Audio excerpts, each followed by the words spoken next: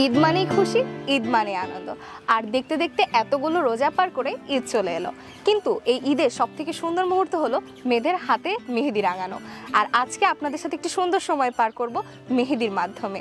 কিন্তু আমি তো আজকে মোহনাকে আসতে বলেছিলাম, মোহনা এখন আসছে না কেন? একটু ট্রাই করি তো। আপু চলে এসেছি। দর্শক, আমাদের সাথে এখন আছে মোহনা। কেমন আছো মোহনা? হ্যাঁ আলহামদুলিল্লাহ, তুমি? আলহামদুলিল্লাহ ভালো। তাহলে চলো বাকি কথা আমরা মেহেদি দিতে দিতে বলি। আচ্ছা চলো। আচ্ছা মোহনা, এখন তাহলে তোমার হাতে আমি মেহেদি আর কিছু গল্প করি। অবশ্যই। আচ্ছা,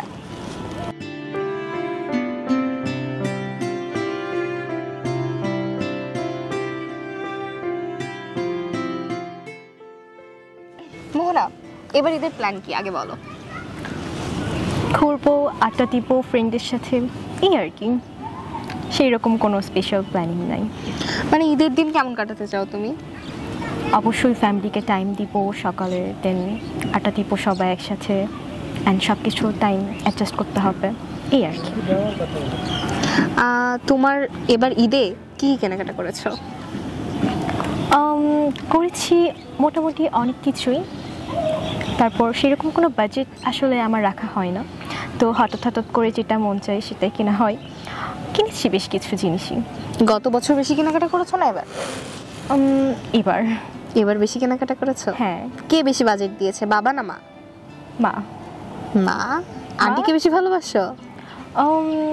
না, দুজনকেই সেম, বাট মা সবসময় বেশি বাজেট দেয় সব কিছুতে। হ্যাঁ। এবার কি আন্টি আঙ্কেল সবাই মানে বাসাতে ঈদ করবা নাকি গ্রামে যাবা? বাসাতেই। বাসাতে ঈদ করার ইচ্ছা আছে। কয়টা ফ্রেন্ডের সাথে ঈদের প্ল্যানিং করেছো? এখনও সেরকম প্ল্যানিং করা হয় না, বাট দেখা যাক। তার মানে ঈদ সুন্দর করে করার ইচ্ছা আছে? হ্যাঁ অবশ্যই।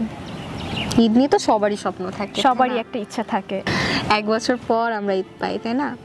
হ্যাঁ, সবারই আমাদের প্ল্যানিং থাকে। গত বছর ঈদে কি কি করেছিলা? গত বছর ঈদে খুব একটা তেমন কিছু করা হয় নাই, বাসায় 3.5 দিন পার করা হয়েছে, অ্যান্ড সারাক্ষণ বাসাতেই। সবসময় বাসাতে ছিল? হ্যাঁ, খুব বোরিং ছিল। আগে ঈদে বের হওনি? না, এর আগের ইয়ারটা খুব বোরিং ছিল, বাট হোপফুলি এবার ঈদটা ভালো যাবে। আর বর্তমানে আজকে কালকে এই দুদিনের ওয়েদারটা অনেক সুন্দর যাচ্ছে। ঈদের দিন যদি এমন ঠান্ডা থাকে তাহলে আমরা ঘোরাঘুরি করে অনেক মজা করতে পারবো। তা আবার বলতে? হ্যাঁ। তোমার প্ল্যানিং কি?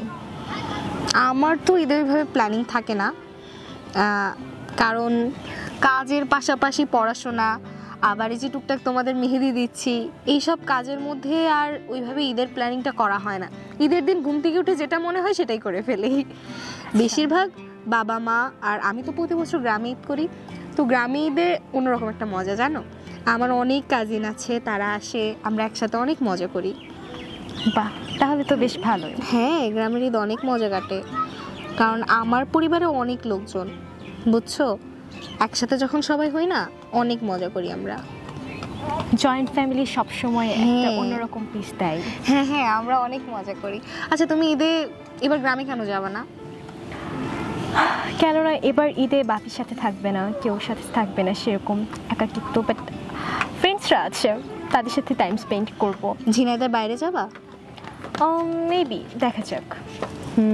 টুকটাক তো প্ল্যানিং থাকেই ঘোরাঘুরির, দূরে কোথাও যাওয়ার। সেটা আসলে অটোমেটিকলি হয়ে যায়। ঈদে সালামি দেয় কে কে? বাসার সবাই মোটামুটি দেয়। গত বছর তোমার ঈদে সালামি কত উঠেছিল? 11,000। বাহ, এবছরের টার্গেট কত করেছো? ওই রকমই 10-11,000, 11-15 এরকম, এর বেশি কম এরকমই। এবার ঈদের বাজেট কেমন ছিল? যে আম্মুকে কয় টাকা দিতে বলেছিলা যে আম্মু এত টাকার মধ্যে আমরা ঈদের শপিং করব, এমন কিছু প্ল্যান ছিল আগে থেকে? না, এরকম কোনো প্ল্যানিং ছিল না, সাডেনলি প্ল্যানিং হয়েছে, অ্যান্ড মামনি তো নিজে থেকে সব কিছু, সেই সবসময় সব কিছু চুজ করে দেয়, সব কিছু। হ্যাঁ, A to Z। আচ্ছা, এবার তো ঈদে দেখলাম অনেক সুন্দর সুন্দর ভাইরাল কিছু ড্রেস হয়েছে, লাইক তোমার পাকিস্তানি, তারপরে আরো অনেক অর্গানজা, অনেক নামি দামি ড্রেস। তো তুমি কোনটা নিয়েছো এবার ঈদে? আমি মানে সব রকমই নিয়েছি, মানে যখন যেটা মন চায়, মানে মানুষ যেটা নেয় আমি একটু ইউনিক থাকার চেষ্টা করি। তবে তুমি ভাইরাল কোনো ড্রেস নাওনি? না, সেরকম ভাইরাল টাইপের কোনো ড্রেস আমি নেই। সিম্পলের মধ্যে থাকতে আলাদা চাইছো? নিয়েছি, হ্যাঁ। আচ্ছা, সুন্দর। তোমার শপিং হয়েছে? হ্যাঁ, ঈদের শপিং করেছি, আর কিছু বাদ রেখেছি যেটা চাঁদ রাতে করব। আমার আবার চাঁদ রাত নিয়ে অনেক প্ল্যান থাকে। তোমার চাঁদ রাত নিয়ে কি প্ল্যান? আমার চাঁদ রাতে প্ল্যানিং আছে সবাই একসাথে মিলে রাতে বসে আড্ডা দিব, ফ্রেন্ড সার্কেল, কাজিন বাসায় আসবে, সবাই একসাথে আড্ডা দিব, ব্যাস। হ্যাঁ, আমিও তো এরকম প্ল্যান করেছি। আমি ভেবেছি মেহেদির কাজটা শেষ করে চাঁদ রাতের দিন সব বান্ধবীরা একসাথে বসে রাতে আড্ডা দিব, পিকনিকের মতো করব, বুঝছো? তাহলে তো বেশ ভালোই যাবে ঈদ। আচ্ছা মোহনা, হ্যাঁ, তোমার তো বর্তমান যুগের ঈদের কথা শুনছি যে বর্তমানে তুমি কই ঘুরো, কি করো, কি দেখি। ছোটবেলায় তুমি দেখি কি করতা? আসলে ছোটবেলার ঈদটা ছিল সব থেকে বেশি মজার। কেন, ছোটবেলাতে আমাদের মনে আনন্দ ছিল অনেক বেশি, এখনো আছে, বাট সেটা পড়াশোনার চাপে আর হয় না। হ্যাঁ, সবারই একই সমস্যা। ছোটবেলাতে সবাই একসাথে থাকতাম, তারপর খুব মজা আড্ডা, মানে ঈদ মানেই ছিল একটা অন্যরকম আনন্দ। তাহলে তুমি কি বলছো এখন আমাদের ঈদের আনন্দটা হারিয়ে গেছে? একদমই না, শুধুমাত্র সময়ের সাথে সাথে সবকিছু পরিবর্তন হয়েছে। তা ঠিক, আমরা ছোটবেলায় অনেক বেশি মজা করতাম, যেগুলো এখন আমাদের হয় না। এই যে দেখো, বিশেষ করে যে মেহেদি দেওয়াটা, এটা আমাদের ছোটবেলায় কত মজা ছিল। আমরা সবাই একসাথে বসে এক জায়গায় মেহেদি দিতাম, আর এখন দেখো সবাই কেমন আলাদা আলাদা। হ্যাঁ, আসলে এখন সবাই সবার মতো হয়ে গেছে, আলাদা। কে কোথায় আছে হয়তো বা আমরা এখন সেটার খোঁজ রাখি না। ভালো কথা। এই যে ঈদে আজকে যে আমরা মেহেদি দিচ্ছি, তোমার ঈদে মেহেদি দেওয়ার প্ল্যানটা কি ছিল?